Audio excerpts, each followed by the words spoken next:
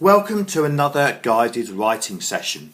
Now, last time in guided writing we were looking at changing the way sentences started by using a subordinating conjunction at the start of the sentence. Today I wanted to do something a bit different.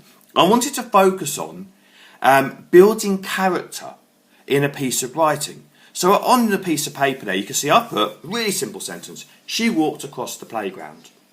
It's a really simple sentence, there's not a lot to it, there's not a lot that happens in it. Now, at this point, reading this sentence, you can tell there's a girl and she walks across the playground. But you couldn't tell me anything about this girl. Think about when you did your character profiles, if you've done your character profiles for the reading task this week, how did you know what a character was like, what a person was like? Well, at the moment, all I know is it's a she. And it's probably a girl because she's in the playground. I guess it could be a teacher. But it's probably a girl on probability. But I don't know much. Now I'm going to try and build some character in. Now I'm thinking I want this girl to be really shy and nervous. But I don't want to use the words shy or nervous. I want to try and build that. So if someone was shy, how would they get to school? Well, firstly, I think I'm going to use an adverb, quietly. She doesn't want attention drawn to her. She's shy, she's nervous, so she's quiet. Quietly, the girl. So suddenly, I have actually told you a little bit more now. We know it is a girl, we know it's not just a she. The girl. Now, I'm not going to have her walk. I'm going to think, how would someone... I think she might slink or slunk. Slunk is the past tense here. She slunk. Now that makes me feel if someone is slinking or someone slunk, it means they're going somewhere without really wanting to be nervous. This fits in with my characterisation of her being shy and nervous. Quietly the girl slunk into the playground. So I've actually... added a bit more detail in that I haven't got her in the playground yet. Into the playground. Oh, how about into the bustling playground? Now this suddenly creates into the bustling playground. This creates a conflict. She doesn't want to be around people. She's shy, she's nervous. So going into the bustling playground is really difficult for her. I'm going to add a bit more. I'm going to try and give you a bit more detail. I'm going to tell you something about what she looks like. But it's going to try and feed into her being shy and quiet.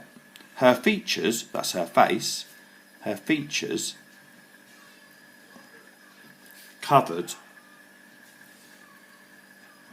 by long black hair.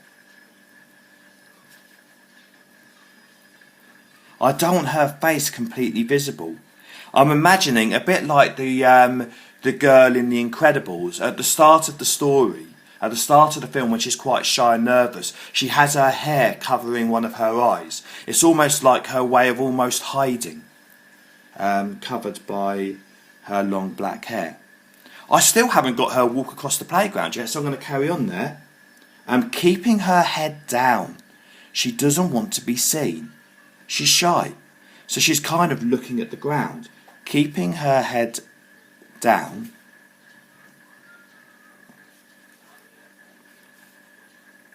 she sought the space. She's not looking for crowds. She sought emptiness. Empty spaces. Empty spaces.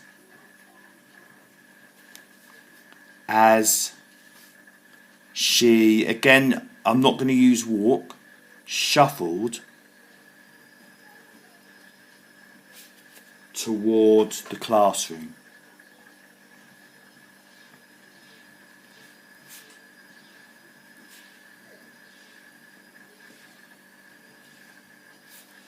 Full stop.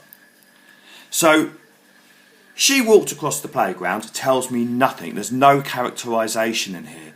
Now there's loads. Quietly, the girl slunk into the bustling playground, her features covered by long black hair. Keeping her head down, she saw empty spaces as she shuffled towards the classroom. you've now got lots of character in there. What I'd like you to do now is I would like you to have another go at writing my sentence, she walked across the playground. But this time, I want someone who is confident, who loves being around people. Why not use my one? I'll leave it here. Could you change some things to make this all about people? Okay, so make someone who's really confident, who wants to be around people, who's really excited. Now, what I suggest you do now is pause the video. If you just pause and stop the video, and you just have a go at writing your own, after about 10 seconds, I'm going to have a go at writing one that is really someone that's really confident. So you can compare your writing to mine, okay, and see what you came up with. Can you better my writing by doing something even more exciting? And if you want to, why not create a different mood? Create someone who is really excited because something's happening at school that day. Create a story about someone who's really scared because maybe there's a school bully or something. How might she act? So, take a pause. And welcome back. Now I'm going to have a go at rewriting this with someone who is much more excited and much more confident.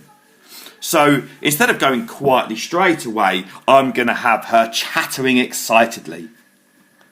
She's the sort of girl who talks to anyone who comes her way. Chattering excitedly. I'm going to stick with the girl. Last time I described the girl as having her features covered by long hair. This is going to be the girl with the radiant smile.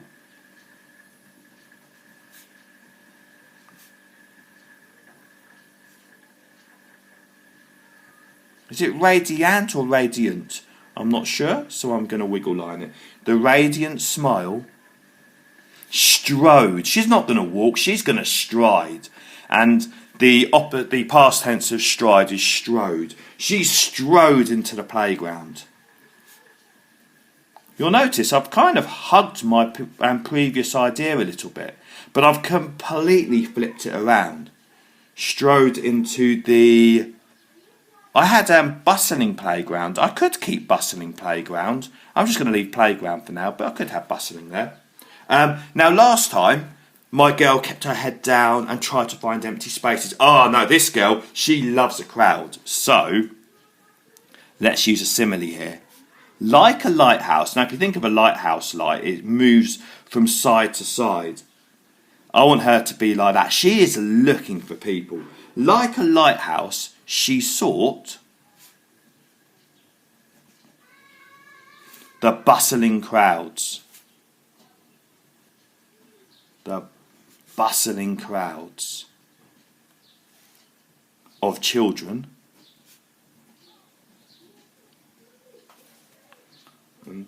and she's going to go towards them, and she's exciting, she's confident, she's skipping, and skipped towards them merrily.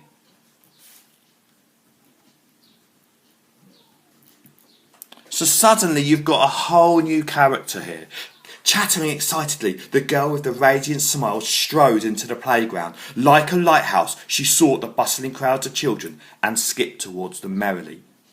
Now you'll notice this all came from she walked across the playground.